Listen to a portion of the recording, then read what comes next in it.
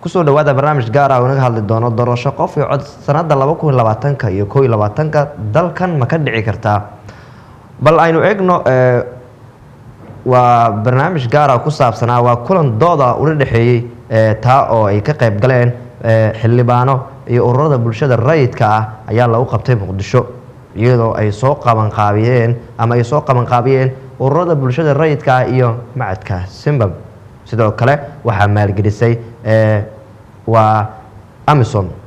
balse maxaa meesha la isku weedaarsaday su'aalo fara badan iyo sidoo kale su'aalo bulshada dadka rayidka ay ka socday ay weydiiyeen mas'uuliyiintii ka qayb gashay ay ugu horeeyeen xildhibaanadii ka qayb gashay iyo sidoo kale guddigii doorashooyinka ahaa laftirkooda oo goobta ku sugnaa aynu ku horeyno bal markaan ama aynu daawano sida doodu ay u dhacday iyo su'aalaha la weydiiyay guddiga iyo cidda soo qaban qaabisay bismillaahi raxmaani raxiim ugu waxaan salaamayaa mudanayaasha labada aqal ee halkan maanta nala joogo wakiilada xafiiska madaxweynaha xafiiska prime ministerka madaxda iyo mas-uuliyiinta xisbiyada siyaasadda ururada bulshada xubnahooda kala duwan haweenkii dhalinyarada isugu jira iyo culamada xafiiska qaramada midoobay wakiilka qaramada midoobay ka socda dadka ka socda iyo African Union intaba waxaan leeyahay assalaamu calaykum waraxmatullaahi wabarakaatu salaam kamid waxaan rabaa inaan u mahad celiyo marka ugu horeyso dadka kasoo qayb gala waqtigooda soo horay halkan iyo hadda Amazon oo gacan naga siisay madasha halkan maanta isugu fadhina oo ah madasha Muqdisho oo aan u talagalnay in looga hadlo doorashooyinka soo socdo qaabka ay naqanayaan iyo sida ay naqanayaan iyo waxa aan ugu talageli karno haddii aan nahay bulshada rayidka Soomaaliyeed dadka wacyigoodana aan gelsiin karno ka qaybgalka doorashooyinka iyo ra'yiga dadweynaha ay qabaan inuu gaaro mas-uuliyiinta sarsare ee shaqada ku leh ama xilka ka saaran yahay inay hawshaan ka qabtaan maanta kulanka halkaas ugu imaanay waa kulan hordhaca waana kulan socod doono waxaan ugu talagalnay bishii inaan mar qabanno haddii alla yidhaahdo kaa oo mar kastaba looga doodi doono loogana hadli doono arrimaha doorashooyinka iyo qaabkooda iyo muxuu yahay nidaamka doorashada aan geli doono qaabku u shaqeyn doonaa sidee maaragta looga hortegi doonaa dhibaatooyinka ka dhalan karo ama loo yareyn karaa maxaa nala gudboon inaan ka qabanno haddii alla yidhaahdo markii doorashadu dhammaato inaana wax dhibaato aysan ka dhalan oo aysan wixii dhibka dhalanka doono laga hortegi karo marka arrimahaas oo dhan ayaa rabnaa inaan talo aruurin ka badan ka sameyno haddaan ururada bulshada rayidka kadibna aan qorshe u sameyno aan uga hortegayno kuna taageerayno in nidaam election ama doorasho oo sax ah oo ka dhalato dalkan kaa oo wax ka tari doonto nabadgelyada iyo xasilida dalkan uu higsanayo saas darteed waxaan annaga iyo hay-adda Simbab iskaga kaashanay inaan arrinkaas aan u howlgalno waxaanan gacan weydiisanay hay-adda Amazon inay gacan naga siiso oo runtii aada maaragta arrimahan usoo dhaweysay nagalana shaqaysay si farsamo iyo si kalaba inuu hirgalo barnaamijkan uuna noqdo mid dhaqan galo waxaan rajeyn doonaa haddii aan yidhaahdo inaan wax dhisi kara ama positive contribution ku sameyn karo processyada hadda socda ee looga hadlayo electionka uu gacan ka geysto doodaha aan qabanayno waana taa aan rajeynayno in maaragta haddaan ururada bulshada rayidka in wax wanaagsan ay kasoo baxaan xalna u gaaro waxna ka qabto qaabka doorashooyinka maraba inaan halka kusii dheeraado waqti hore nooga khasaaray waana ka cudur daaranaynaa arrintaas in wada ka raargelinayna waqtigaas khasaaray balse waxaan rajeynaynaa waqtiga inta dambe inaan ka faa'iidaysano oo runtii wax macno leh aan ka soo saarno oo wax ka tari karo waxna ku kordhi karo dadaalada socdo ee loogu talagalay in electionka ama doorashada soo socoto ay si wanaagsan ay ku dhacdo waqtigeeda ay ku dhacdo haddii aan lahayd dowladda oo shaas wado baarlamaanka cid alla ciddii gacan ka geysanayso aan anaga ku biirino gacanteena iyo ra'yigeena iyo dadaalkaas aan xoojino si aan u helno wax wanaagsan oo noo soo baxo haddii alla yidhaahdo. inta ayaan rabaa in hadalkayga aan kusoo koobo oo wixii dambe oo doodada dib ayaan u geli doonaa, balse waxaan jeclaan lahaa marti sharaf kale oo halkaan nala joogto inaan iyagana ay kusoo dhawaadaan microfoonka si ay maaragta ugu jeediyaan iyagana aragtidooda iyo sida ay gacan ugu geysteen barnaamijkan. waxaan jeclahay inaan ku celiyo xiriiryaha ama cidda mataqaana ninka mas-uulka xiriirinayo si uu noogu yeero dadka kale oo halkaan maanta noogu qoran. waxaan rajeynaynaa in haddii alla yidhaahdo galabta inay noogu soo baxdo ama aan ka gaarno ujeedada aan ka lahayn barnaamijkan haddii alla yidhaahdo. aada idinku mahadcelinayaa. wassalaamu calaykum waraxmatullaahi wabarakaatu. iyo National Independent Electoral Commission iyo AMISOM oo fududeysay marti sharafta qaybaheeda kala duwan, mas-uuliyadda xildhibaanada, aqoon-yahanada iyo haweenka Soomaalida dhalinyarada inta kasoo qayb gashay ee soo agaasintay iyo inta diyaarisay inta hal abuurkan lahaydba waxaan idinku salaamay salaamta. assalaamu calaykum waraxmatullaahi wabarakaatu. waxaa laga hadlaya runtii waxa weeyaan waa masiir shacab. isbedelka sidiisaba waxa waayaan waxaa la socda positive iyo negative intaba way la socdaan. dadkana inta badan isbedelada aad ayay kaga baqaan, laakiin waxaa kaliya loo baahan yahay waxaa weeyaan in lagu dhiirado isbedelkaas isaga. waayo haddii fikirkii uusan isbedelin 30 sano, aragtidii aysan isbedelin, ma filan karno natiijo ka duwan wixii hore aan soo aragnay oo ilaa hadda aan weli ka cawanin. marka haddaan rabno natiijo ka duwan wixii hore, waa inaan aragti ka duwan la nimaana. isbedelka maanta laga hadlaa waxaa weeyaan waxaan ka gudbeynaa aragtidii ahayd waxaan nahay xaldoon ee manihi xaqdoon, laakiin waxaan u gudbeynaa hadeer waxaan nahay xaqdoon iyo xaldoon intaba. waayo xaqa haddii la helo xalkana xaqa ayuu ku dhex jiraa. ka hadalka marka waxa la yidhaahdo doorashada laftirkeeda inay bilaabato aragtida iyada ah, waxaan aaminsanahay inay tahay dhammaadka xaqiijinta rabitaanka shacabka inuu yahay. marba haddii ka hadalkeeda uu bilowday in la gaaray xilligii waxa weeyaan la fulin lahaa aragtida iyada ah. nidaamka doorashooyinkii hore lagu qaban jiray qabyaalada ku salaysan ha kala duwanaadaano qaabka lagu soo kala dooranayo, qaab oday uu soo xulay iyo qaab erge ay soo xushay iyo intaba. modalitigaasi dulmiku ma aha been ee wuxuu dulmi ku yahay aqoonta, wuxuu monopoly ku yahay ama xikri ku yahay khibradda iyo mudnaanta qofkii lahaa booska uu xilka u qaban lahaa. sidoo kale wuxuu dawa u yahay corruptionka ee maanta dunida aafeeyey, gaar ahaan Africa, Soomaali ahaanna waxa weeyaan ugu sii liidato xagga corruptionka. sababta waxay tahay corruptionka Soomaalida waxaa laga yaabaa inay ka raadiyaan qof lacag qaato oo processka fududeeyo iyo maxkamad la isku haysta iyo nin siyaasi meesha ku fadhiyo, laakiin in 65 wasiir waddan noocan oo kale dadkiisa dhibaataysan yihiin loo magacaabo laftirkeeda ayaa corruption ah. taasi waxa keenan waxa weeyaan waa systemkan qabaliga ee wax lagu dhisay. waxaan aaminsanahay in waddankan uusan u baahnayn 65 wasiir haddii nidaam xisbi loo gudbo one person one vote loo gudbo in uu dhammaanayo waxa la yidhaahdo muxuu ahaa waxa la yidhaahdo dulmigan muxuu ahaa dadka aqoon-yahanada. sidoo kale waxay bilow u tahay inaan macsalaameynayno suuqa kala iibsiga codadka oo ah Soomaaliya inay noqotay meel saylad ah, oday la gato kadib xildhibaan la gato oo wixii oo dhanba ay ku soo aruuraan ummad ka shaqeynaysa dhaqaale ee aanan ahayn ummad ka shaqeynaysa siyaasad iyo horumarin iyo maareyn iyo badbaadin. ummad waxa weeyaan la dhibaatoonaysa ama la daalaa dhacaysa dhibaatooyin kala duwan oo waxa weeyaan amni iyo siyaasad iyo arrimo bulshada. doorashada waa ay dhici kartaa, laakiin maadaama bilow aan nahay dalal badan oo naga horumariyayna adduunka waxa weeyaan waxa weeyaan markay waxay bilaabeen 100% sida la rabo wax u keentay ma jirto. laakiin waxaan aaminsanahay 100% hal haddii la keeno inay faa'iido tahay, 10 waxa waa laga baran doono. wadamo taagnaa boqolaal sano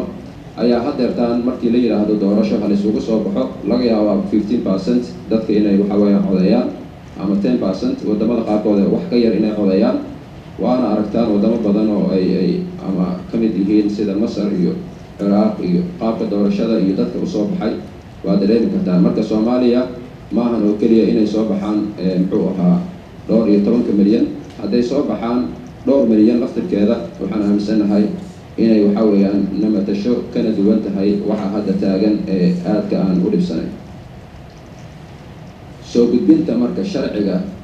doorashada ee wasaaradda arrimaha gudaha iyo federaalka iyo dib u heshiisiinta ay soo gudbisay ama xukuumadda waxay na tusaysaa xilli hore inay jirto jiddiyo iyo rabitaan dhab ah oo xukuumadda ah sharcigaasna in laga guulgaaro baarlamaanka in la keenana sidoo kale waa arrin wanaagsan oo baarlamaankana wuxuu xaq u leeyahay inuu diido ama uu ogolaado wax uu ku daro wax uu ka dhimo aragtidaasna waa aragti golaha shacabka waxa weeye u taala guddoonka golaha shacabka House of People inay magacaabaan guddi ka kooban 15 laftirkeeda waxay xaqiijinaysaa rabitaanka shacabka oo ah in sharciga doorashada waxa weeyaan laga shaqeeyo sidii ku hargeli lahaana loo guntado waxa weeyaan waqtiga la qabtayna waa 2 months waxaan rajeynayaa inay waqtigeeda ku soo dhamaato guddigaas oo aniga aan ka mid ahay isla markaana waxa weeyaan laga qayb gelin doono talada dhammaan dadka dalka waxa weeyaan wax ku leh oo ay ka mid yihiin siyaasiyiinta iyo xisbiyada siyaasiyiinta madax banaan xisbiyada ururada bulshada dadka waxa weeyaan baahiyaha gaarka qaba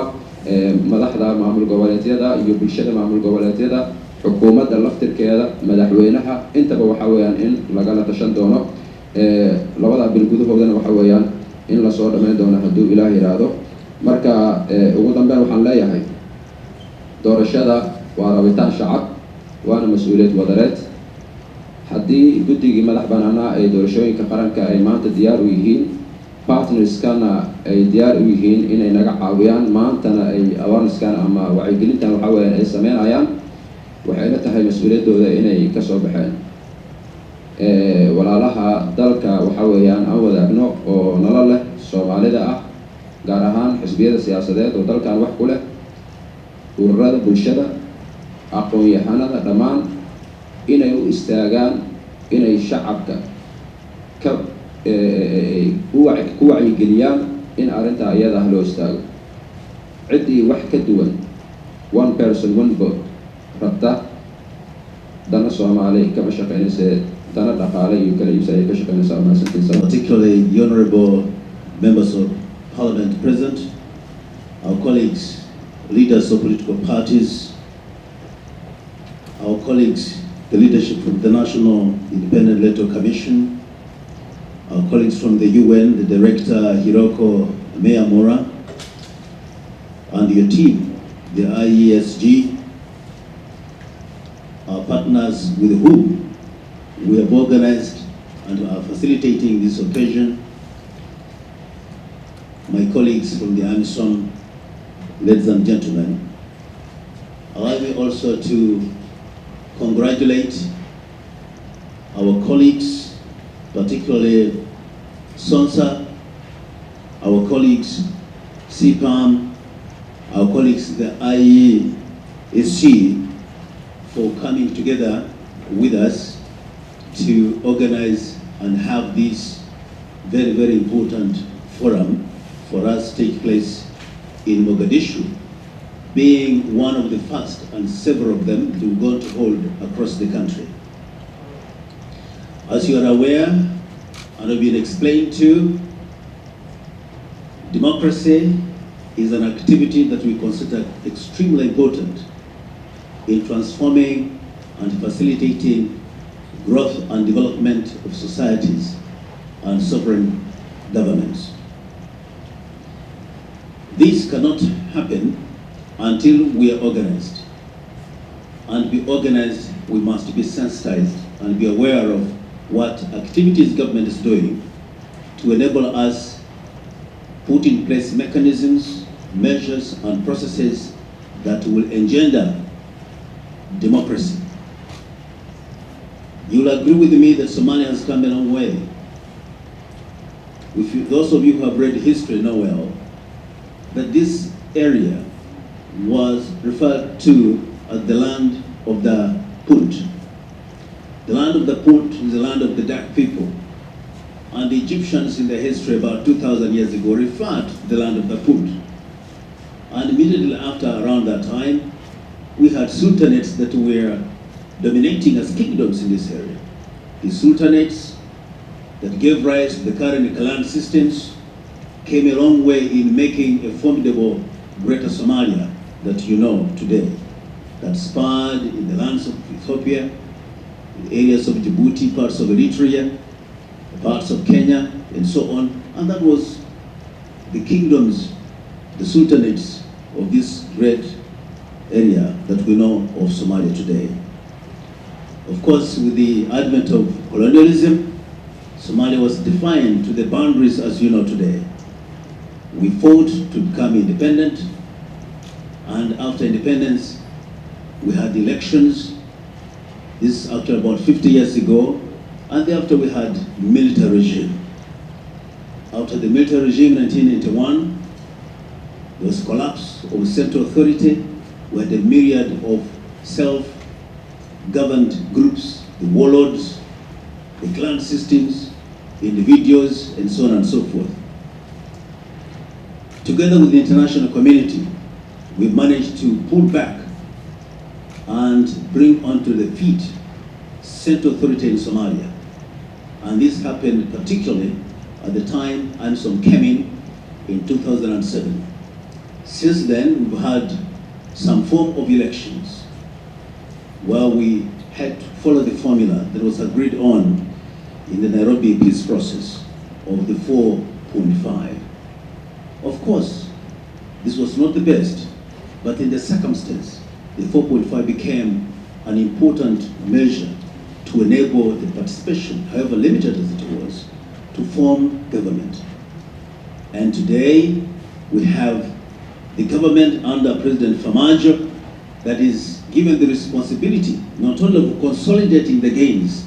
but to enable it to prepare yet another landmark in the history of Somalia, of preparing for general elections come 2020, 2021, that will be based on adult suffrage. In other words, other than just going by the 4.5, now it's going to be one man, one woman, one vote. This is fundamental to us, and we think that for us to be able to achieve this, given that we've been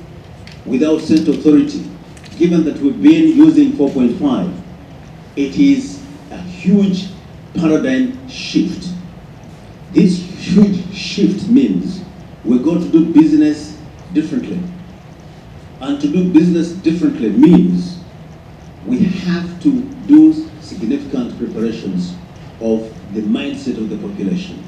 of all the stakeholders, inform them, prepare them, sensitize them, particularly the general population.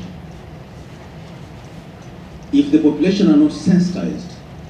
are not brought on board, then everything we're doing will be in vain. And because this is a huge shift, we must do everything necessary to transform the mindset, the thinking of the population, to be able to buy in and also prepare themselves to participate fairly in the electoral processes that are going to come. This is very, very important, because then we're going to have Somalia and the people of Somalia join other communities of the world where the one man, one vote reigns. And we have to elect the people based on the merit, on the qualifications, on the conviction that those people elected are going to spur Somalia from one level to the next level. I'm happy that the Somali people, particularly those who are from diaspora, have lived and tested processes and systems similar elsewhere. There may be differences, for example, from American system to the British system, from the Italian system to the Kenyan system, from the Ethiopian system to Djiboutian system. But what's important is for Somalia people to engender something that they believe based on the principles agreeable internationally and under, for example, the African Union Commission, that is going to truly address the democratic values and interests that the people of Somalia will see fit. AMISOM, and I would say this on behalf of the African Union Commission, will continue to facilitate this forum, not just here in Mogadishu, but also elsewhere across the country. We will do so working together in partnership with our colleagues that I've mentioned,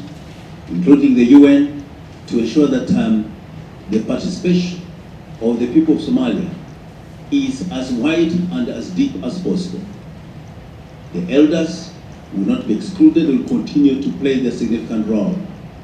The youths, being the most vibrant and the majority, will play their significant role. The women, who are perhaps the majority in terms of population ratios, will also play their significant role. And all those others, as long as they're the Somali population. And we will do that by educating, by enabling them to understand and be prepared in terms of civic education as what they can do and should do to ensure that democracy is properly enshrined in Somalia. This therefore means that the IEC, with whom we've been working and trying to support them, will bring forth and explain to the public in a unique way what they have been doing all along. This means that what the federal government has been doing will be brought to light for people to understand and appreciate better. And this is our role as AMISOM. As you may know, AMISOM is transitioning. In other words, we're transferring responsibilities for mainly security work to the Somali people, the Somali authorities. As we transition, we expect to conclude that perhaps around 2021. The people of Somalia should be ready and capable of taking over the mantle of leadership and steering this country to greater heights when willing. This means that in various sectors like security sector, the military, the police should be able to undertake the defense and security of their country without assistance from outside, or with very minimal assistance from outside. And that's what it means by transition. In the same vein, the political processes, including elections, should be done and undertaken by the Somalis themselves, fully, with very little assistance. We should just come to observe and say the elections were free and fair, and we signed a certificate, but it will have been done by and with the Somalis themselves. This is what we like to see, and that's the essence of transition. At the end of each of such public fora, we will be compiling the outcomes, because there will be a sure debate. What is it? How is it? Who is it? When is it? All these questions are going to be answered in the debate. And once it is done, we shall collect the views and the information, and from another place, and another place, and another place, until they will constitute part of the mindset as a contribution of the people towards what they think and aspire to have as a democratic governance system of elections in this country. So this is really wish you the best in these public engagements, and for the facilitators, my friend from Villa Somalia, ensure that the debate is free, that members contribute freely, and we collect the views accurately and correctly. So with this, I want to say on behalf of the chairperson of African Union Commission, and on behalf of the SRCC who was not able to be here, AMISOM Fraternity is to wish you the best as we kickstart this public awareness forum to engage the people of Somalia on a very key important subject of electioneering in Somalia. Thank you so much.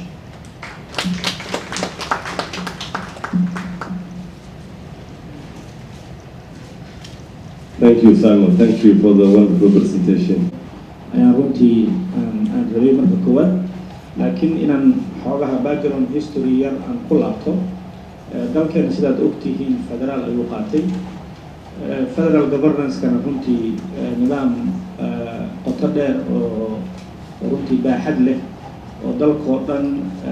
hadda isagoo bilow ah laga hirgeliyey laakiin la rabo inuu horay usii socdo waay laakiin soomaali fara badan ayaa waxay ka qabtaa dood ah warhedha dalkii ama uu ku yahay balkanization ama uu dalkii kala qoqobaa oo dadkii identities sub identities wax la yidhaahdo oo soomaalinimadii wax kasii hooseeya ama ay kala galgalaan qolada yaryar dadkaas federal governance in dadka aada runtii u ololeeyaan ku jira ama aada fanka ugu ah laakiin waxaan rabaa inaan ashuur galeeyo federal governance dadka ka baqaya ansarkeeda ma ahan centralism ma ahan unitary systemna ma ahan yani ansarka ama jawaabta federal governance dadka ka baqaya waxa weeyaan waa democratic governance in la helo marka democratic governance ayaa u baahan tahay si federaalka dooda aad ka qabtid sida u xalisid federal democratic governance-na waxaa ugu horeeya inaad hesho political parties oo vibrant ah oo national level ah oo dalka oo dhan ay iska dhex muuqdaan wax kalena ma ahane federaalku ma u baahna meelaha kale laakiin xisbigu wuxuu u baahan yahay meel walba inuu ka hirgalo xisbiga muqdisho laga dhaliyo wuxuu u baahan yahay inuu cod ka helo kismaayo wuxuu u baahan yahay cod inuu ka helo garowe wuxuu cod u baahan yahay hargeysa inuu cod ka helo marka wuxuu ku qasban yahay muuqaal qaran inuu yeesho waana tan runtii maanta dad fara badan oo ka raadinaya jawaabta dowlad dhexe ama centralismkii ama unitary systemka in la soo celiyo dadka ka raadinaya jawaabta ana waxaan qabaa jawaabta saxda meesha aan ka raadinayn ha noqoto xisbiyo siyaasadeed oo muunad qaran leh in jawaabta laga wada raadiyo intaas waxaan rabaa inaan ku bilaabo xisbiyadu maxay noo tari doonaan dooda socota maxay ka qaban karaan iyo halkay ay ka geli karaan qaran dhiska ama dowlad dhiska aan rabno in aan bilowno maantay kow qodobka labaad xisbiyada siyaasadda maanta waxay marayaan 54 xisbi ayaa ilaa hadda si ku meel gaara loo diiwaan geliyey run ahaantiina waxaa bilaabatay cabsi laga qabo inay noqdaan wuxuu nin iyo boorsadiis wixii NGO-yada laga sheegi jiray amay noqdaan briefcase political parties amay noqdaan oo aysan noqon wax serious ah oo doorasho qaran loo aadi karo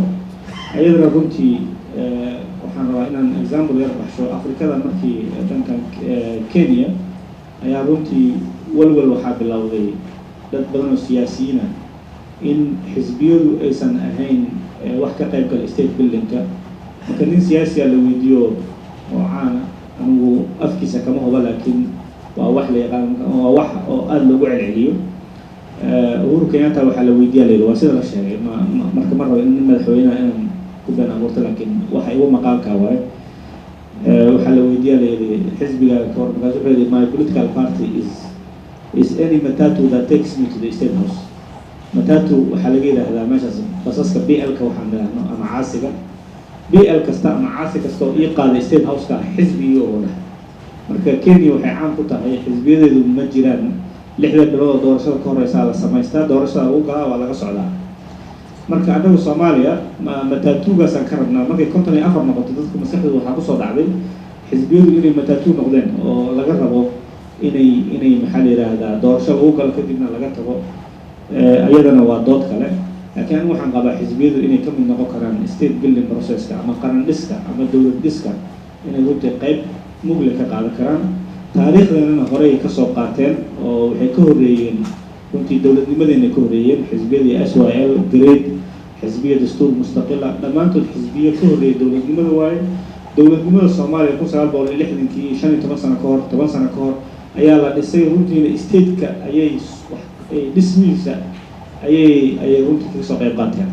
marka waad dareemi kartiin anagu history waxaan leenahay xisbiyadu ay ka yihiin qaran dhis tool ay yihiin ay ka mid noqon karaan marka haddana waxaan rabnaa qarankeena maadaama aan dib u dhisayno xisbiyadu inay ka qayb qaataan ayaan rabnaa arrintaas qaran dhiska iyo xisbiyada waa maxay options waxaa jira hadda la qaatay oo qaybo ka mid ay qaateen dowlad goboleedyada ama Soomaaliland oo kale oo ugu muhiimsan oo maanta leh wixii conflictiga ka dambeeyay regimeka 91 dhacay experience ugu badnaa ama khibradii ugu badnaa Soomaaliland iska leh oo dimuqraadiyad ku saabsan ayadu marka waxay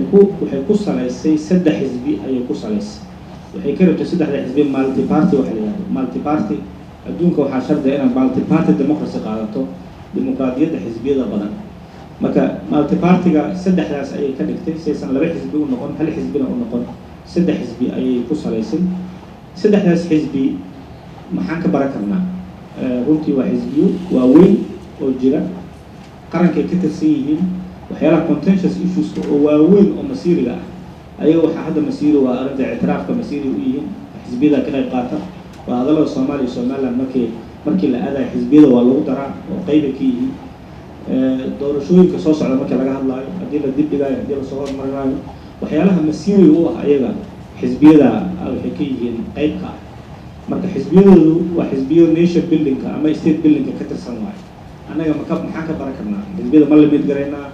ma iska furnaa waa daraaso aan haysano oo experience aan haysano waxna laga baran karo waxna lagu dari karo waxna laga dhimi karo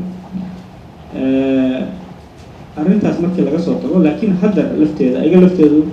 historyga markii 20 sano xisbiya ay ku jireen waxaa soo baxday xisbiyadii characterkii qabiilka ka soo baxay oo isagoo bani kala oo ku jira qabiilkii xisbigii ayadana challenge haysta waa ayada laftoodu waxay u baahan yihiin xisbiyada inay dib u furaan oo ay badiyaan sida qabiilkan hadda ku noqday entrenchka meesha ku noqday ku xoogeystay si looga taqallubo ama looga hoos baxo waa challenge haysta oo rabo in laga barto annaga waxaan haystaa challenge-kan haysta waxaa ka mid ugu muhiimsan insecurity poverty unemployment oo dhallinyaradana haysta dhallinyaradana waxay u baahan yihiin inay maqlaan messages kala duwan ay ka maqlaan hadda waxaa jooga nima la yihahdo al-shabaab aa jira al-shabaab waa dan stateka ugu weyn oo dhallinyarteena guudgaraysta shaqa la-aanta ah messagena haysta xisbiyada marka looma baahna keliya inay doorasho ku guulaystaan laakiin waxaa rabaa inay la dhigtaan waxaa la rabaa al-shabaab ama nan stateka kale inay la dhigtaan message dhallinyarada loo abiilgareeyo ay keenaan afkaar looga guulaysto gaajada iyo faqriga iyo aqoon darada iyo extremismka iyo xagjirka si ay u noqdaan ayaga laftooda stateki marka laga soo tago oo mashquulka ah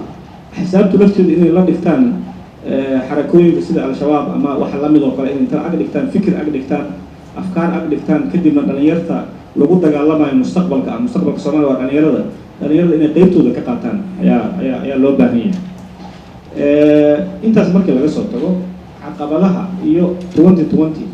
xisbiyada maxaa waajahaya xisbiyada horta waxyaalaha waajahaya ugu muhiimsan intaan xisbiyada ka hadlin environmentiga waxa ugu weyn waajahaya waxa weeyaan dowladdii dalka la rabay inay 2020 ay doorashada geyso iyada lafteeda xisbi ma samaysan waa challenge ugu weyn dadku waxay ku dhaqan yihiin madaxdooda serious looma qaadanayo axsaabta ilaa dowladdu ay xisbi samaysato marka runtii aniga waxaan qabaa waa waxa ugu weyn challenge-ga axsaabta jira haysta ma aha laakiin environmentiga axsaabta ay ku shaqaynayso challenge-ga koowaad oo haysta waxa waaye dowladdii oo marnaba xisbi aan samaysan marnabana aan u socon marnabana aysan ka muuqan sanadkii ugu dambeeyana 16 bilood noo dhiman sanadkii ugu dambeeyana aan marayno marka waa challenge-ga environmentiga xisbiyada ku farrish garay lahaayeen ama ku bulaali lahaayeen haysta oo koowaad waa dowladda inaysan xisbi samaysan ilaa hadda xisbina aysan samaysan rabin aysan ka muuqan inay samaystaan waa qodobka labaad oo haysta xisbiyadeennoo kale waxaa soo wajahay commissionerka run ahaantii annaga waxaana wajahay xafiisyaha nala ka soo xiray xisbi aan ka tirsan oo kale xafiis aan ka furnay puntland waxaan isku daynay inaan ka furno koonfur galbeed iyo meelo kale koonfur galbeedna statementkii soo saartay puntland statementkii soo saartay waxay tiri xisbi lama furi karo ilaa hadda waa ka xumahay commissionka iyo wasaaradda arrimaha gudaha iyo federaalka dalka labadaba iyo baarlamaanka mid statement ka soo saaray ma jirto oo yidhi arrintaas wax ka yiri ma jiro ama yidhi ha la ogolaado statedyada ha ogolaadaan ama noo advocate kariya ma jirto stateka puntland ayaga waaba inta furnay soo xireen kuwa kale laakiin waa damacsaneen marka runtii challengeskan haysta xisbiya ahaan ayay ka mid tahay preparedness-keena hoos u dhigaya waxaa ka mid a muqdisho kale waxaan isku daynay inaan ku qabanno wacyigelin seminar ayaan qabanay ilaa 160 iyo 3 kasoo qayb galay oon rabnay inaan u rudguudgarayno xisbigeenna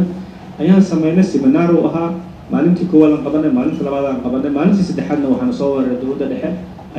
ayaa xoog u xirtay seminaarkii markii aan weydiinay banaankaan ku qabano biliiska xiray markaan weydiinay dowladda ma ogola commissionkan sharafta leh oo ag fadhiya kama hadlin waa u dacwoonay telefoonaan ka wacnay waxaan ku niri waa nala ka xiray dee anagu shaqadii naloo idmalaan qabanaynin dee xafiisya furta iyo xafiiskaaga uma qorxoon iyo keliya in lagu hayo maahane waxaa la rabaa shaqadii dadki galay oo dad inay ruudgalayaan in la difaaco oo lagu wixii ajandihii lagu socday laisla difaaco waxaa lasoo weeraray xafiiskeena ayaa waxaa soo weeraray 25 tiknika dowladda dhexe ayaa soo weerartay habeenayna qabsatay askartay naga dishay cid ka hadasha male commissionka kama hadlin wasaaradda arrimaha gudaha kama hadlin baarlamaankana kama hadlin dee waxaas waa waxyaalaha challengeska na haystay kamid tahay xisbiga UPD oo hadda halkaan fadhiga seminar ay ku qaban lahaayeen sidoo kale baydhabo waa laga kansale cid ka hadasha male haddii anaga waxaasoo challenges ay na haystaan maalin kastaan leeyahay maama xisbiga 54 waayo serious ma ahan ma rabaan inay doorasho qayb galaan dee anagu lafteena garan leenahay oo waxba nalooma ogola dalkuna inay dee sida muuqata inay doorasho ka dhacdo lama rabo waa qodob intaas markaan kasoo gudbo challengeskan haysta xisbiyada maxaa diyaargarowga u yaalla xisbiyada diyaargarowga u yaalla kow annaga hadeer waxaan samaynay wax la interim registration ama registrationka diiwaangelinta kumeel gaarka ah ayaan samaynay diiwaangelinta kumeel gaarka ah aan samaynay ayada lafteeda waxay tahay haadintii koowaad ee xisbiyada marayna waana la haadiyey 54 ilaa hadda marayna waana kasii badanaynaa wax dhiba aniga agteeda uma arko laakiin maxaa noo dhiman waxaa noo dhiman tii labaad tan labaad waa maxay waa tii sida rasmiga ah isku diiwaangelinayay kun ahaantiina ma adka laakiin waxay u baahan tahay inay guddiga commissionka ay sameeyaan diiwaangelintii codbixiyaasha ay sameeyaan aniga runtii markii la yidhaahdo 10,000 wax weyn ma aha 10,000 sida loo malay maaha 2 milyan markii voter registrationka ay say sheegeen guddigu ay aimkoodu u yahay ama hadafkoodu u yahay inay diiwaan geliyaan 2 milyan ilaa 3 milyan oo qof markaad u qaybiso baarlamaankeena 225 halkii kursi ayaa wuxuu u baahan yahay 10,000 oo vote u baahan 10,000 oo codbixiyo u baahan yahay it means halkii xildhibaanaha xisbi fura kara marka xisbiyadu shuruud xoog leh ma hortaagna shuruud laga bixi karo oo aada u fudud hortaagan yaan laga baqin taas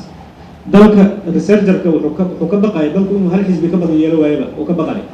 annaga waxaan ka baqaynaa dalka inuu 2 xisbi yeesho maxaa yeelay shuruudda aaday u fududahay haddii 3 milyan oo codbixiyo la diiwaan geliyo shuruudda waa fududaha ha ka baqinina لأنه أنت مكان مرنا وهذا حزبي عن سر رسمي وديوان قلنا حزب حفيسة إلا فروا قوي ما أنا حفيسة وكان فروا مرجع عند عياش كشف membership drive مكان سمينا أيوه ومرجع عند بحيته أي سعود هذا نواه فروا ولا يسوع علاقات فربنا كمذا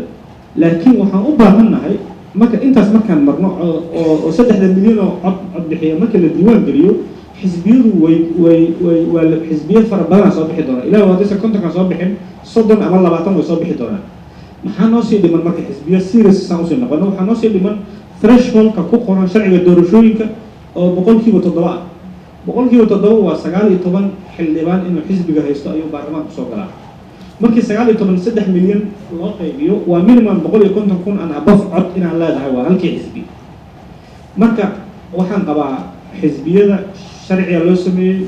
فيسس لو سمي أننا ديارنا هناي ومرينا فيس شرعي لو سمي وحنا هذين بدنا نضمن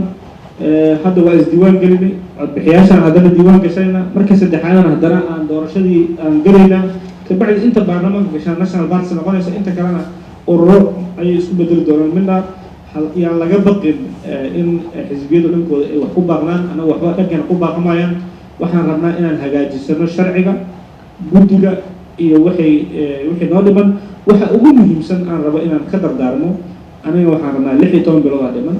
sharcigu faces adag uu soo qaatay 17 bilood ama 18 bilood waxa haysta wasaaradda arrimaha gudaha 9 bilood waxa haysta kabinetka baarlamaanku hadda ay guddi u saareen intay hayso doonaan ma naqaano registrationka sida hadda uu sheegay researcherka nimanka la yiraahdo Somaliland sanaday wadeen diiwaangelinta codbixiyaasha muddo sanada xusuusma sanad iyo ka badan wadeen hadda 16 bilood hasan waxaan rabnaa guddigu inuu ma yiraahdo annaga in la isku wax la isku hoosgeliyo lama rabo 12 bari aan ku sameeynaa iyo 3 sitmaan ka badan ugu qaalamaysa iyo la oonbaan waxaan rabnaa doorasho qof iyo coda waa dhici karta 16 bilood gudahooda ku dhacaysaa dilayna ma dhacayo cid ay dhankeena ku hakanaysana ma jirto baarlamankan ha yiraahdo dhankoodiisa ku hakarin guddigan ha sheego doorasho waa la aadi karaa markaas haddii intaas aan la helin oo sidii wasaaradda arrimaha gudaha iyo kaabinetka la yeeli doono haddaba ha nala sheego wixii kaloo xala aan ka wada shaqeyno waa mahadsantihin xiriirka radio mustaqbal ahna gudoomiye ku-xigeenka ururka gabdhaha suxufiyiinta soomaaliyeed way mahadsan yihiin martida ka fadhiso iyo inta kale ee barnaamijka waxaan rabaa inaan weydiiyo su-aal waxayna ku qotontaa guddiga doorashooyinka madaxa bannaan hadda waxaa la qorsheynayaa guddigana uu wadaa in doorasho waddankan ay kacdo 2021 marka la fiiriyo amniga guud ee dalka iyo sida ay xaaladu tahay waxaa muuqan karta suurtagalnimadeeda in shaki badan la gelinayo iyadoo taas ay sii dheer tahay in ergadii 2016 doorashada kasoo shaqeeyay xildhibaanada haddana dhankan iyo al-shabaab looga wacay marka sidee iyadoo amniga dalka aan ognahay marka aan noqono dad realistic ah ay u dhici kartaa in doorasho qof iyo cod ay dhacdo oo waddankan ay ka suurta gasho oo halkaas looga gudbo nidaamkii 4.5 ku dhisnaa waad mahadsantihiin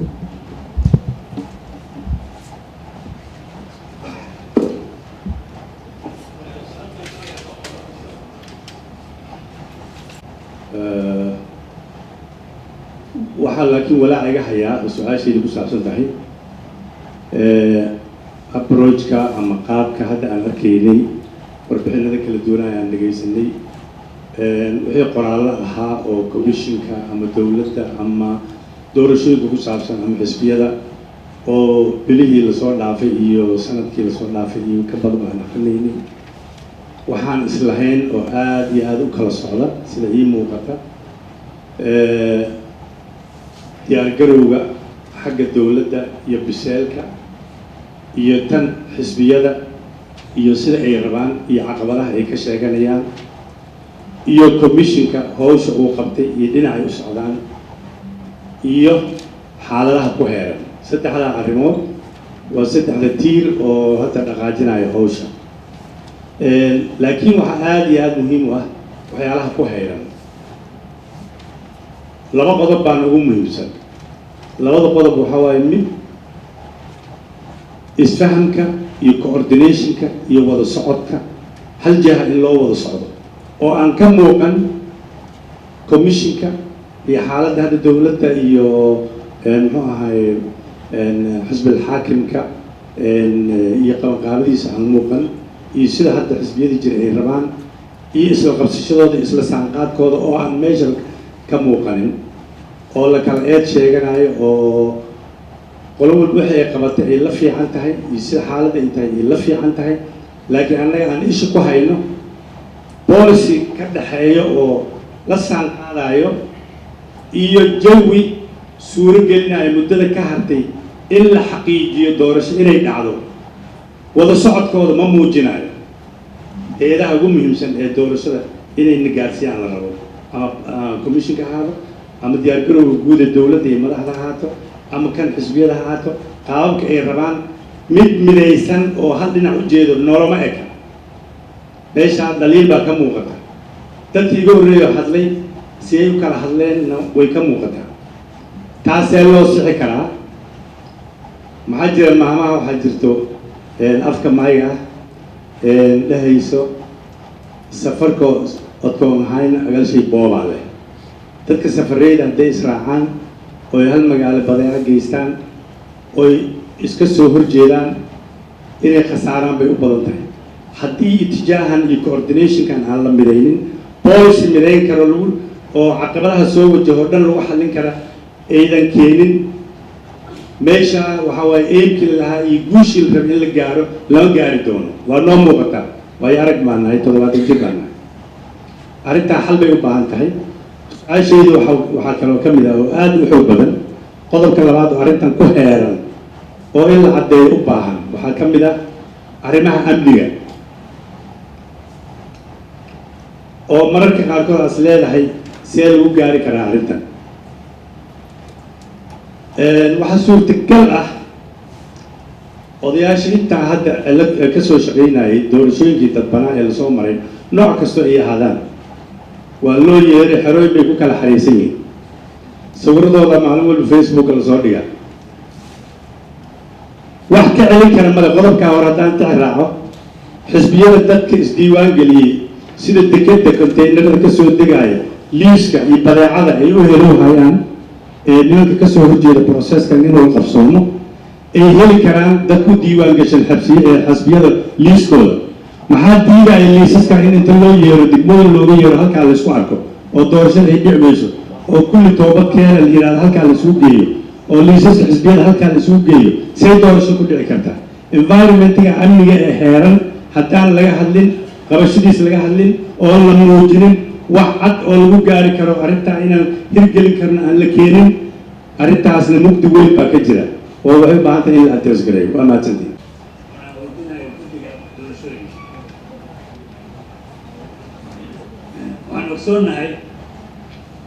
waxaan ogsoonahay guddiga inuu barbar socdo guddi kale oo ah guddiga madax bannaan xuduudaha waxaan ogsoonahay in baarlamaanka maamul goboleedyada sida dastuur ku qoran una sharciyen weli ma sharciyeysna dastuuriyan ma sharciyeysna marka waxaa rabnaa inaan ogaano maamul goboleedyo aan dastuuri ahaan aan sharciyeysnayn xuduuddii oo la xeyahay ay lahaayeen sida xisbiyo looga furaayo oo looga codaynaayo oo horta codkaas la baxshay oo halaal u naqanayo marka waxaan jeclahay in maaragta su-aashaas inooga jawaabo Mr. Xuseen oo ka socda guddiga doorashooyinka talabaad guddiga doorashooyinka sida dad baa halkaan ka noqon xagga nabadgelyaa laga hadlo waxaan akrinay waxyaabaha badan ay soo saareen oo qoraalka waxa ka hadlaayo si toos uga hadlaayo si toos ah maxaa ka horeeyo inta doorasho la sameyn maxaa ka horeeyo qorshaha ka horeeyo xagga nabadgelyada xagga wacyigelinta xagga maaragtay barbaarinta dhalinyarada hadda lisheega 300% inay dhalinyaro yihiin weli barbaarin ku jiraan barbaarintoodii weli wax ka hadlaa maaha marka guddiga waxaan rabnaa inuu naga jawaabo wuxuu ugu talagalay dhalinyaradaas iyo wacyigelinta maha kale in meel halkaasa wax ka furnaa xaggaasa wax ka furnaa xaggaasa wax ka furnaa wax soconaya maaha waxaa soconaya waxaa waaye wax la taaban karo oo shacbiga gaari karo oo la leeyahay shacbiga haddaan tirin annaga waxaas aanay keenay waxaa kamid ah sidoo guutaas ay ka dhawaatiyey in la caddeeyo in 2020 inuu dhacayo iyo inuusan dhacayn waa waxa guddiga laga rabo baarlamaanka laga rabo maaha guddiga u taagan ayagaa loo magacaabay ayaga baarlamaanka ansixiyey ayagaa laga rabaa wixii ayaga la soo gudbaanaado oo sharciyan hor istaaga inay horgeeyaan marka hay-adda magacaabo taa haddana gacanta kuma hayno marka waxaan jeclahay in su-aalahaas si siraaxa ay nooga jawaabtaan amaasintii iyo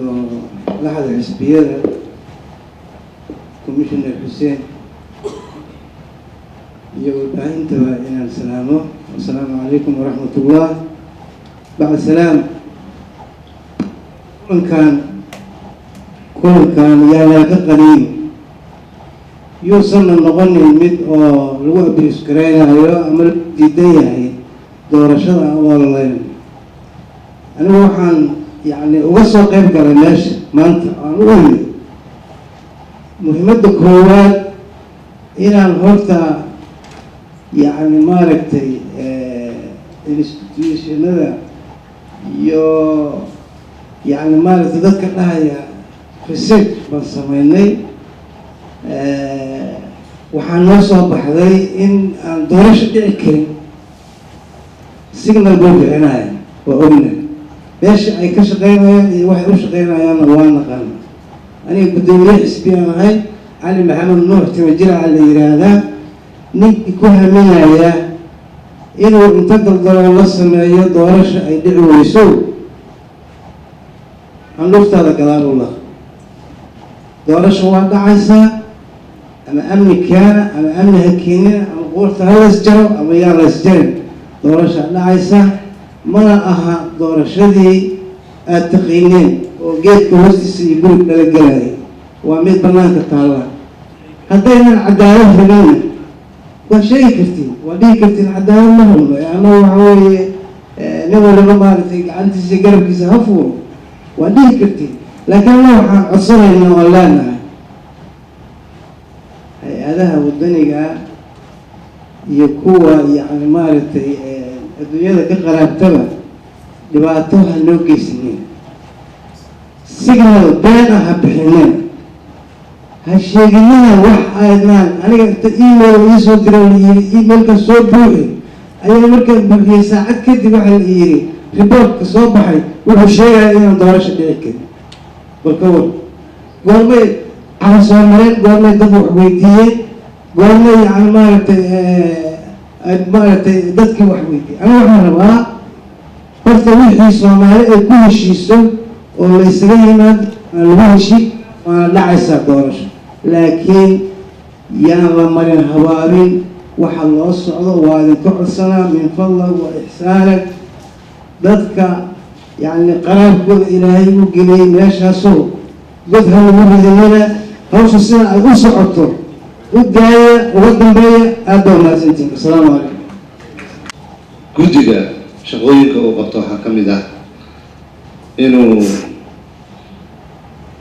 u advocate gareeyo oo u doodo wax walba oo qeyb ka qaadanaya inuu furfurno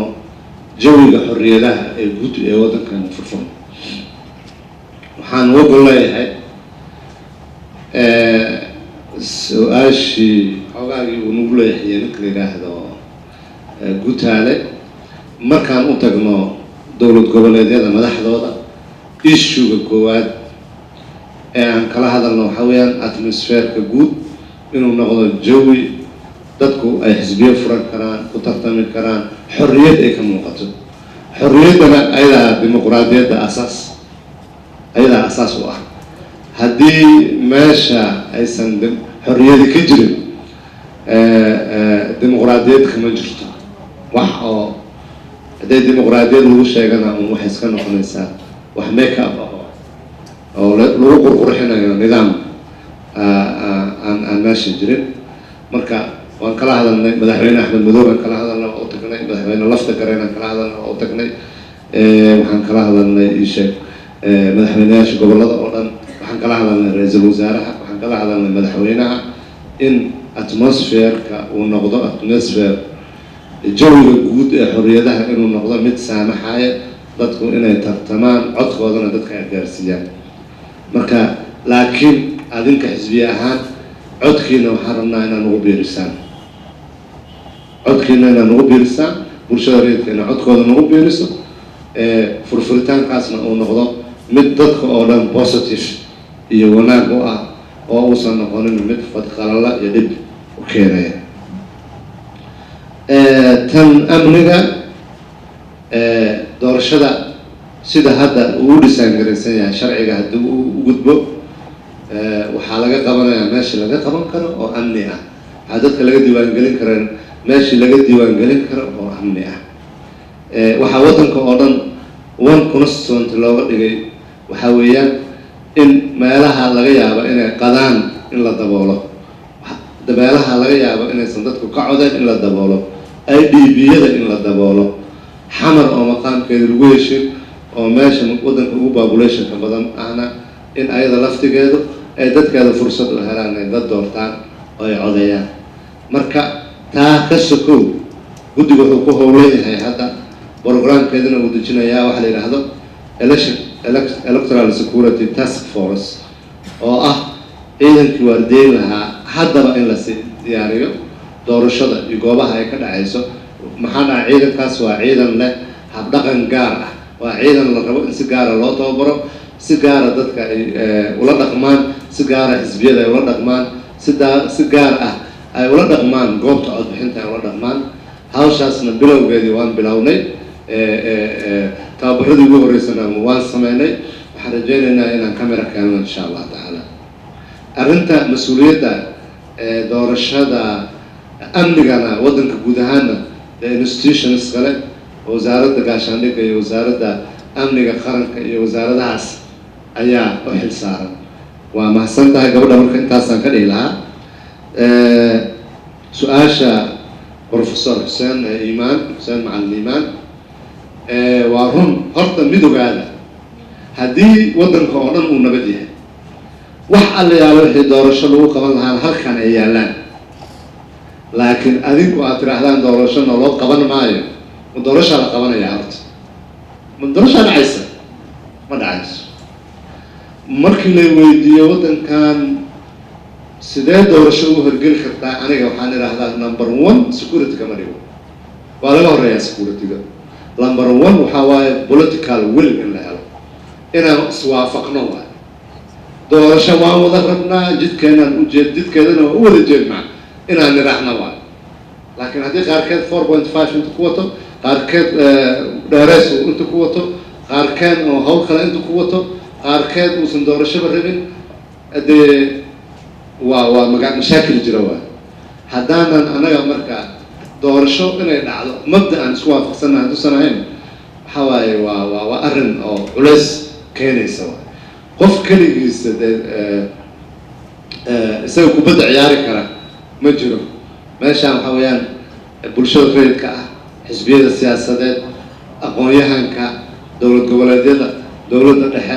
guddiga, dhammaanteen waxaa la rabaa inaan cod sare ku nidhaahno waddankan waxaan rabnaa inuu doorasho u dareero oo uu doorasho galo. inay dhab naga tahayna waan rabnaa. political will haddaan la helin marka culayskaas ayaa jira. waan kugu waafaqsanahay marka commentiga aad jeedisid, isku meel inaan u jeysano waayo. wixii hoose dee anaa kursigan helayo waa waxa loo tartamayo, laakiin waxa guud oo ah in waddanka doorasho ay ka dhacdo waa inaan isku mowqif ka noqono oon hal meel u wada jeysano. waana tii aan u lahaa hadaayato researcheska dadka sameynaya waa inay halkaa inay researchadooda u hagaan. professorka abukaataha wuxuu yidhi guddiga xuduudaha hadda sharciga sida u dhisaan garaysa, guddiga xuduudaha waxaa loogu talagalay inuu ka qayb qaato iyo federaaleynta mandatekiisa ugu weyn waxaa waaye inuu maaragtay aseeyo isheeg soodimaha degmooyinka iyo gobollada dadka ay kala leeyihin ama dowlad goboleedyada ay kala yeelan doonaan, iyo inuu ka qayb qaato federaaleynta waddanka wixii isaga uga aadan inuu ka qayb qaato. hadda sida sharciga loo dhisaangareeyay waddanka oo dhan waxaa laga dhigay hal deegaan doorasho. codka xisbiga uu ka helo boosaaso iyo ka uu ka helo kismaayo iyo ka uu xamar ka helo waa la isugu darayaa, inta xildhibaan ay u gooyaanna waa la siinayaa. waxa sidaa loo yeelo, waxyaalaha loo yeelo waxaa ka mid ah inay adag tahay dadkii oo aan la tirinin in la sameeyo constituencies hoose oo degmo iyo ka hoose ah, iyadoo aan tirada dadka la garanaynin. magaalo hebla meeqaa ku nool, afgooya meeqaa ku nool iyadoo la garanaynin, in aan maaragtay isheeg aan la samayn karin. oon afgooye waxay 3 kursi bay leedahay, degmo heblo degmo kalena 3 kursi bay leedahay, aan la dhihi karin iyadoo aan la garanaynin tirada dadka ku nool afgooye iyo tirada dadka ku nool. waxaa marka one constituent asbaabta loo qaatay oo waddanka oo dhan constituent keliya looga dhigay ayay ka mid tahay.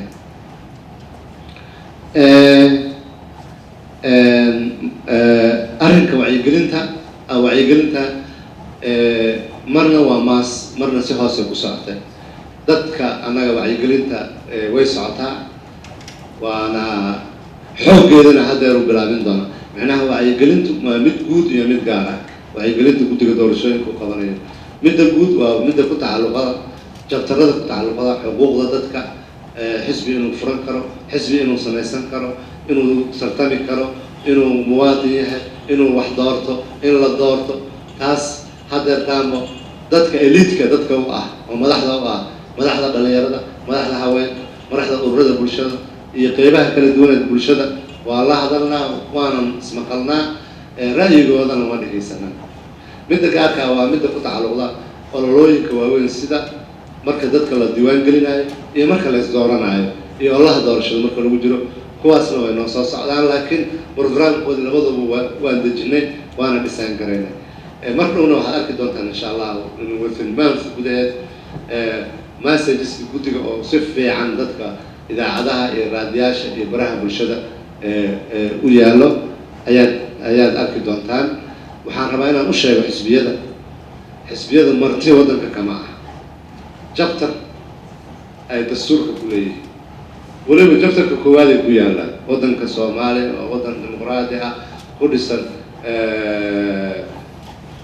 dimuqraadiyadda xisbiyada dimuqraadiyadda xisbiyada faraha badan magaciisa sida madaxweynaha dastuurka uu jabtar ugu leeyahay, sida guddiga doorashooyinka dastuurka jabtar ugu leeyahay, sida baarlamaanka uu dastuurka jabtar ugu leeyahay. marka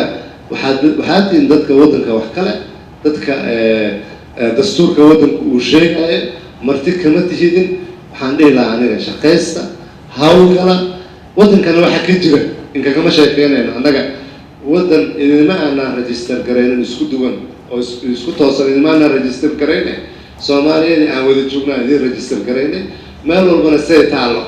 ula seexda, siday loola dhaqmi karo ula dhaqmo. annagaba sidaasaan hawsha ku wadnaa. annagoo guddi dastuuri ah oo maandeeta guddi dhexdhexaad ah intaan maalin walba gobol tagnaa nin barinaa. waxaan dhahnaa walaalo meeshaan rabnaa hawsha wax ka qabano, noo ogolow, waa ku dhaafi weyne madaxdeeni hadda. danta soomaaliyeedaa ku jirto, danta soomaaliyeedaa ku jirto. marka waxaa weeyaan waddankeenaa sida u egay, sida uu u yaallo aan ka wada shaqayno.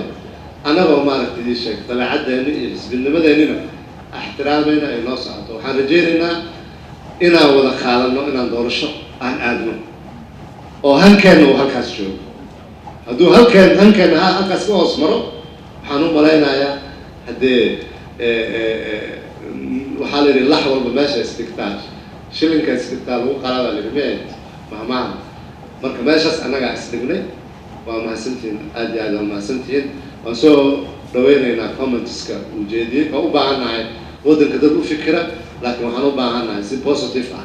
in loo fikiro waxna loo qoro. waa mahadsantihiin. meeshii na la yidhaahdo iskama diiwaan geli kartiin inaan hadhow adina aadanna weydiin. annaguna meeshii aan joogno. kullibana waxaan qabaa runtii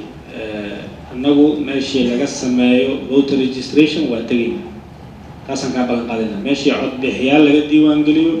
xisbiyadu waa tegayaan. codbixiyaasha la diiwaan geliyeyna wax ka rabaan. taas waa kaa ballan qaadaynaa. waxaan kaloo kaa ballan qaadaynaa oon diyaar u nahay, oon hormuud ka nahay dalkan inay doorasho qof iyo coda ka hirgasho isla sanadkan, iyadoon extension lahayn, oon dib u dhacna ku dhicin, xor iyo xalaalna ah, doorasho credible ah oo Soomaaliya ku darta adduunyada dimuqraadka oo qayb gasha. ayadana runtii intay laga suurtageli karaan rabnaa inaan ka suurtagelino. haddana garoonka banooniga wuxuu yaallaa garoonka baarlamaanka. waxaan rabnaa sharci aan ahayn kan hadda ladii hor keenay oo xukuumaddu soo ku garaysay. sharcigan sharci ka fiican oo nadiifa oo berigii annaga iyo guddigaba aan wada inputkii aan ku darnay oo wada tashigeena la kala sameeyey inaan ku soo celisiin. haddaad rabtiin nuskhadii waa idii haynaa. sharci wuxuu ahaa runtii ilaa xad consensuska haysta axsaabta, consensus haysta guddiga. waxaa naga maqnaa keliya dowlad goboleedyada keliya naga maqnaa iyo baarlamaanka dabcan. marka sharcigaas haddii aad dib u qaadataan, annagu asay haddaa qaadataan xataa inaad noo soo laabataan aan u baahna. laakiin waxaad u baahan tihiin inaad dowlad goboleedyada kasoo gadaan, kasoo iibisaan, ayagana consensuskooda kasoo qaadaan. markii hore waxaa laisku khilaafsanaa hal shay bas. dowlad goboleedyadu waxay lahaayeen stateka ha noqoto degmada deegaan doorashada. annaguna waxaan lahayn dalku hal deegaan doorasho hawada noqdo. haddii intaas laga soo hagaajiyo, sharci nadiifa oo fiican oo runtii dalka aan doorasho ugu qaban karna ayuu noqonayaa. marka naga soo gacan dhaqsada wasaaradda arrimaha gudaha waqtiga qaadatay iyo cabinetka waqtiga u qaatay ha qaadanina. dalkan say doorasho uga dhacdo inaad runtii 2 bilood soo socota aad kusoo gabagabaysaan ayaa quman. waana mahadsantihiin. waa inay dhacdaan. see ku dhacaydaa waxa weeyaan waxaan u daynayaa dadka maaragtay ku shaqada leh ayaan u daynayaa. laakiin doorasho waa inay dhacdaan. doorasho waa inay dhacdaa. waxaan u leenahay waxa waaye dheeraysasho. annaga bulsharayda haddaan nahay ma ogolin. wax kale oo meelaha laga soo cando dowladna ma ogolin. doorasho waa in la aadaa. hadday ka dhacaydo magaalo madaxda maamul goboleedyada iyo hadday xamar ka dhacaydo iyo haddii meel kaloo lagu heshiiyey ay ka dhacaydo doorasho waa inay dhacdaan waana in laga heshiiyaa siyaasadaha la isku diidan yahay haddii kale ma dhacaydo doorasho yacni guddiga doorashada madaxa bannaan ee doorashada xafiiska prime ministerka ka madaxweynaha aqalada dhammaan waa in laga shaqeeyaa in doorasho dhacdo oo khilaafka siyaasadeed ee jira laga heshiiya oo u dhexeeya maamul goboleedka iyo muxuu ahay dowladda dhexe u dhexeeya muxuu ah dadka ku shaqada leh doorashada oo dhan maaragta waqtigan waxay ahayd waqti la wada hadlayo oo intaasoo shir ay socoto oo axsaabta matalan doorashada gelaysa iyo dowladda dhexe iyo maamul goboleedyada iyo xaaladda hadda jirta inay jirta ma ahayn oo ah matalan inaysan xafiisyo ka furan karin maamul goboleedyada iyo dowladdii dhexe inaysan wada hadalkii aysan soconin oo doorashada ku saabsanaa iyo kuwii kale marka annaga waxaan soo dhaweynaynaa bulshadayda haddaanu nahay waqtigan in doorasho la galo doorasho waaqiciga ah ka duulaysa oo aan ahayn dee mid oo lagu riyoonayo aan ahayn oo noqon karta in maamul goboleedyada doorasho lagu heshiiyo taasaan anagu dalbaynaa doorashada dalabkiina waa maqalnay waxaan rabaa laakiin aan ogaado markii caqabado noocan oo kale ay soo baxeen doorashada 2016 wax tallaabooyin oo aad ka geysateen arrimo bulsho ahaan ma jira oo sahlay inay doorasho dhacdo noocii ha way jireen annagu markii hore waxaan isu diyaarin adoo qodobeynaya okay waa arrintan meesha u yimidba waaye taasi waa ka sahlantahay tii hore waxaan markii hore annagu isu diyaarinay bulshareyd ahaan inaynu ka qayb qaadano doorasho hal cod hal qof ah ayaan isu diyaarinay waxaa timid guddigii doorashada dadban ayaa yimid marka anagu markaasi arrintu waxay nagu ahayd arrin qariib ah nagu ahayd waxaan arkaynay weli inay jirto fursad ah la doorasho lagu qaban karo doorashadana annagu waxaan u naqaanaa wax kusoo booda inaysan noqoto wax la qorsheeyo oo sanad waddanka oo dhan ay marka dhici karto qaybo ka midana ay ka dhici karto markaasi waxaan ku dadaalnay inaynu guddigii la qabtay aynu wada xaajood la galno inaynu is aragno inaynu wada sheekaysano waxaanu ku dadaalnay inaynu guddigii oo muxuu ahay la dhihi jiray guddiga hogaamiyaasha qaybo ka mida inaynu la hadalno inaa ii qodobaysaan rabaa waaba ku qodobeynaya waxa weeye guddigiina waa la fariisanay oo muxuu ahay doorashada dadban ee Cumar Dhigi Abubaakar Cumar Dhigi oo madaxda u ahaa waxaanu la fariisanay madaxdii sare madashii ayaan la fariisanay intaas ka bacdi waxaanu qorsheynay shaqooyinkan soo socda ayaan qaban oo ah doorashadii sidii lagu geli lahaa matalan wacyigelinaan hore ka bilownay oo waanu dadka la hadlaynay shanta magaalo oo doorashadu ka dhacayday marka xamar laga reebo waxa weeyaan seminaaraan ku qabanay iyo muxuu ahaa mataqaanaa doodo ayaan ku qabanay si dadka wacyigooda loo muxuu ahaa kor loogu qaado waxaanu samaynay oo kaleeto guddi doorashada kormeera ayaanu samaynay oo goobjoog ahaada waxaanu kaloo samaynay guddi muxuu ahay dhexdhexaadiya haddii khilaafaad yaryari ay jiraan kuwa siyaasiga maaha kuwa beelaha dhexdooda iyo dadka tartamaya iyo hadday ay dhacaan inay muxuu ahay sameeyaan marka saddexdaas guddi ayaanu samaynay annagu waxaan rabnay marka inaynu samayno dad badan oo bulshada rayidka inay ka qayb galaan laakiin meeshiiba waxaa lagu soo koobay 3 qofood oo ah guddiga wacyigelinta 3 qofood oo ah taas laakiin ujeedadu waxaa samayseen mechanism wax sahli karo oo saddexdaa guddi ku kooban waa tahay in sanadkii ugu horeeyey ayadoo u dhammaaneen in guddi farsamo magacaabeen oo ka shaqeeyo modelska ama hababka jira adduunka kuwa dalkeena ku habboon inaan keeno anigaa ka mid ahaa guddigaas iyo dad faro badan wasaaradda arrimaha gudaha xuseen iyo qoladaas xaliimo iyo kulli xuseen waa la socdaan guddigaas markii la saaray waa guddiga keenay noocyada la isku doorto taas ayaa waxay saamaxday June 5-teedii 2018 in maamul goboleedyada ama National Security Council ama guddiga golaha maxaa la dhahaa guddiga amniga ee qaranka ay ku heshiiyaan nidaamka oo PR-ka ama la dhaho matalaada isku dheelitiran noocaas lagu heshiiyey iyo degaan doorasho hal degaan doorasho sidaas darteed wasaaradda arrimaha gudaha waxay bilowday inay draft garayso ama qorto sharciga la isku dooran lahaa sidaa la socoto sharcigii golaha wasiirada ka ansixiyeen hadda baarlamaanku la yaala taas ayaa waxaa caddeynayso xukuumadda inay ka go-an tahay in doorasho qof iyo cod ah 2020 kala qabto okay waxaad tilmaantay xukuumadda hadda dhulkan waxaa shir lagu qabtay 2016 looga hadlayay arrintan maanta ka hadlayna mid lamid ah oo waddan maxaa doorasho laga qaban karaa meesha waxaa ka soo baxday in loo baahan yahay in doorasho la qabto laakiin ay suurtagal tahay inaysan sida loo baahna aysan noqonayn meesha marka dowladdii waagaa jirtay waxay samaysay waxa la yidhaha dual track ay samaysay oo ah track ah in nidaamka caadiga ahaa ee sharciga ahaa ee doorashada iyo guddigii la xoojiyo la wado la dhiso shuruucda la sameeyo in case ay noqoto mataqaanaa la gaaro xilli ay u muuqato inaan la fulin karinna option kale miiska la soo saaro hadda guddiga shaqo fiican ay qabteen waxay ka dhawaajiyeen inay diyaar u yihiin farsamo ahaan guddigu waa diyaar laakiin haddaad dhegaysateen si hadalkiisii iyo hadalkii ay jeedisay guddoomiyaha waxaa jirta 3 shuruudood ay sheegeen inay loo baahan in la fuliyo oo aan ayagu aysan mas-uuliyad ka saarnayn shuruudda koowaad waxay yidhahdeen waxaa loo baahan yahay dhaqaale gaaraya ilaa iyo 50 milyan aan malaynaya xilin ka dhawaajisay oo aan ilaa hadda miisaanida ku jirin waxay ka dhawaajisay in loo baahan yahay heshiis siyaasadeed oo dalka laga wada helo oo laisla wada ogolaado in waddanku doorasho ka dhacdo taasu ayaga xilka ma saarna xukuumadda xil ka saaran tahay tan saddexaadna waxay ka dhawaajiyeen ilaa iyo 1000 meelood in lagu qaban doono doorashada loo baahan amnigooda in la sugo taasna ay mas-uuliyad kama saarna marka xuseen guddi ahaan waa u diyaar laakiin kaabiyaadka ay meesha ay ka sheegeen oo ah mataqaana in loo baahan yahay jawgii loo baahnaa in ay isku xilka saarnayn yaa weli meesha taalla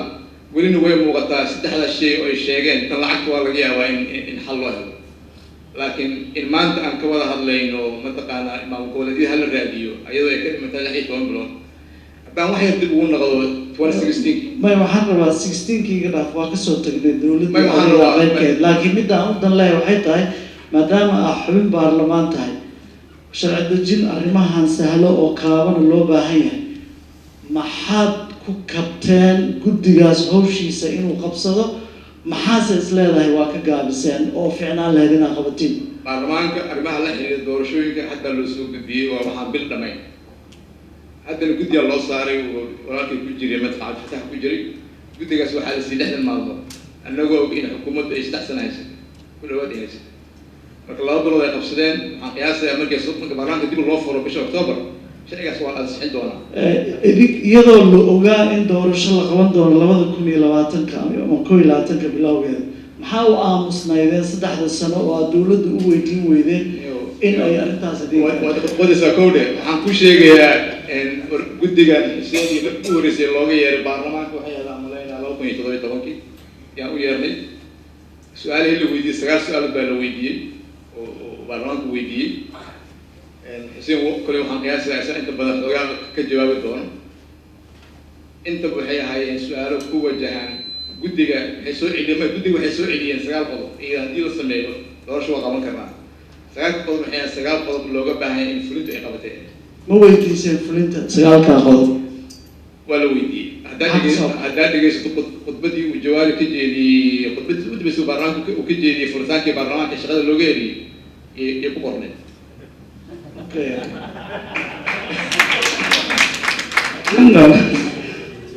maxaa mursala loo doortay waxay baarlamaanka hoggaan buu leeyahay hoggaankana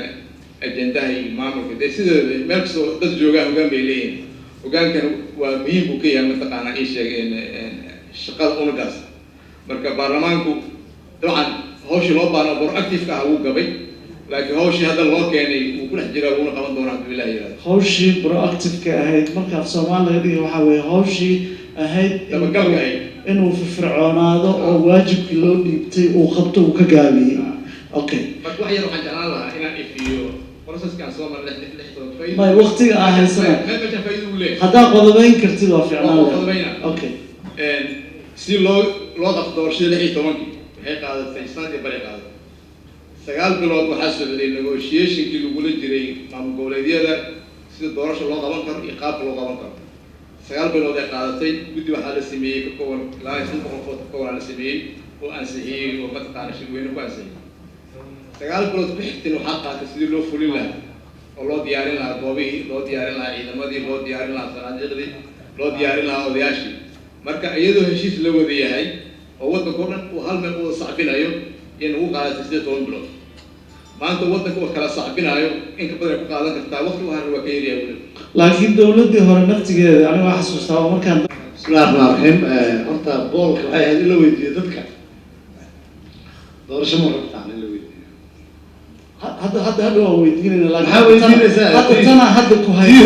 tii horreysay baad ka maya tagteen tanaa hadda ku haysato tii oo horreysay waxaad shacabka u sheegtay tii horreysay ka tagteen waxaad shacabka u sheegtay inaad diyaar tihiin guddi ahaan